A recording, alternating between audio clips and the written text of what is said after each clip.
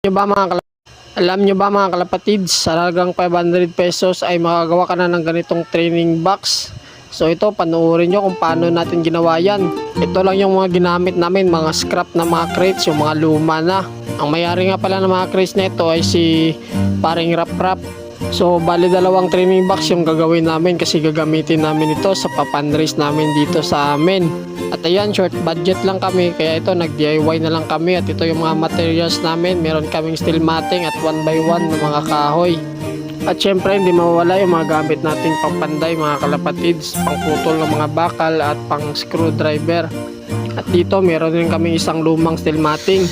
So yun, pinutol na ni paring Rap Rap yung ilalagay namin sa may top cover ng training box. Ayan. So bali siya na lang yung pinaputol ko kasi nagkamali ako ng putol kanina. At ito na yung finished product natin mga kalapatids. Mga lumang steel matting na plato ni paring Rap Rap. At pagkasunod ako na naman nagtabas nitong gagawin nating release door ng ating training box. Pinas forward lang natin para mas madali matapos yung video natin kasi sobrang haba ng video natin mga kalapatid. At ayan, para mas maging madali yung pag-cut natin, si paring Rap Rap na lang nag-cut gamit na yung cutting disc para naman pantay yung pagkakahiwa at maganda yung tignan. So bali tatanggalin na natin yung harapan at ito na yung magiging kalabasan niya. Dito tayo gagawa ng release door ng ating training box. At yun, sinunod niya naman yung butasan yung isang training box natin na gagawin mga kalapatids. Ayan, pantay na pantay talaga yung pagkakahiwa niya. At dito na rin sa ilalim mga kalapatids, sasagarin na natin pagputol para naman malinis tignan. Bale, itong training box pala na ginawa namin ay gagamitin namin sa paparating na panrace namin ngayon. At ayan na, nilagyan ko na ng frame yung training box natin mga kalapatids kasi dyan natin ikakabit yung top cover ng training box natin. So ginamit natin yung 1x1 na kahoy natin na binili kanina kasi dyan natin ikakabit yung top cover natin na steel matting.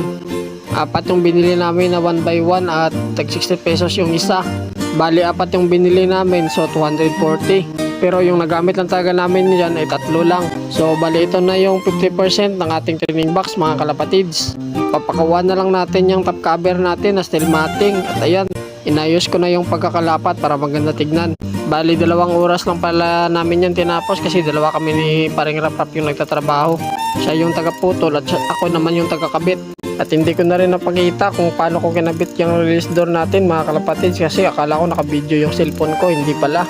Nasa description itong video ang mga ginamit nating materialis. At kung nagustuhan mo itong video, follow naman at pakishare na rin ito. At salamat na rin sa 3 minutong nasayang mo sa panonood naming video.